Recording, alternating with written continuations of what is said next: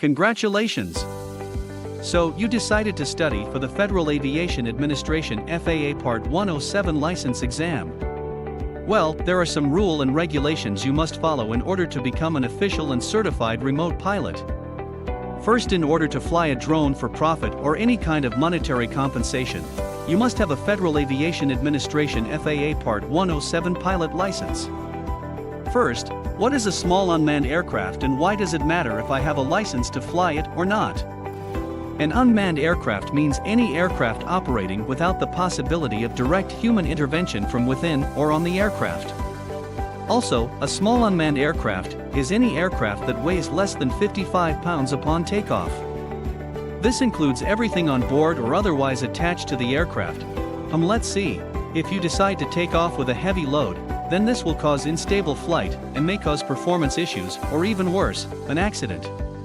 Remember, Part 107 is applicable to anyone who operates a remote aircraft that weighs less than 55 pounds on takeoff, including everything on board. Well, now you have your drone and you ask, now what? Well, now you need to familiarize yourself with the FAA regulations and Part 107. So, Part 107 CFR 14 states that in order to obtain a license, remember this is not your everyday driver's licenses. First, you must pass a knowledge test. When I took my test, I had to study a lot. This exam is a 60-question exam that will cover the following topics: regulations, airspace classifications, aviation weather sources, small unmanned aircraft loading, emergency procedures, crew resource management, radio communication procedures, small unmanned aircraft performance, physiological effects of drugs and alcohol, aeronautical decision-making and judgment, airport operations, and maintenance and pre-flight inspection procedures. Also, you must be at least 16 years of age or older. And you must be able to read, write, and understand English. Pass a thorough background check with the TSA. This is performed automatically once you complete your application.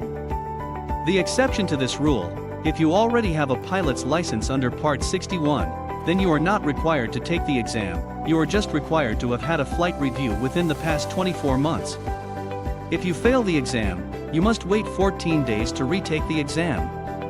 If you retake and pass the exam, remember you must recertify every 2 years. Do not worry, the test to recertify is not as long. Congrats! Now you have passed your exam, so what is next? The FAA requires each drone to be registered and in the system. Here is the link.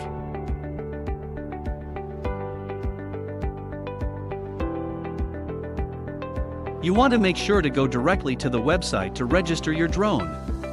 Do not trust other company offering to register this for you or want to charge an absurd amount. The cost to register your drone is $5 per drone.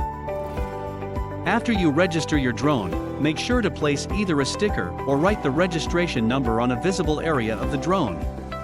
Remember, this is now your license plate for your drone. Also note, you must be at least 13 years of age to register a drone. Failure to register will result in civil penalties up to $27,500 and/or imprisonment for up to 3 years. Now we are toward the end of this quick lesson. Here is a quick quiz. Question number 1.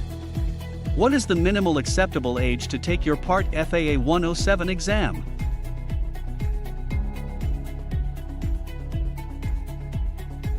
The answer is age 16. Question number 2. How much does it cost to register your drone?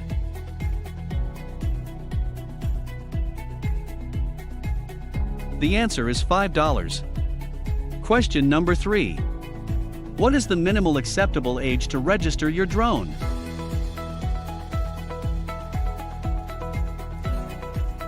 The answer is age 13. Question number 4. What is the size of the drone that falls under Part 107?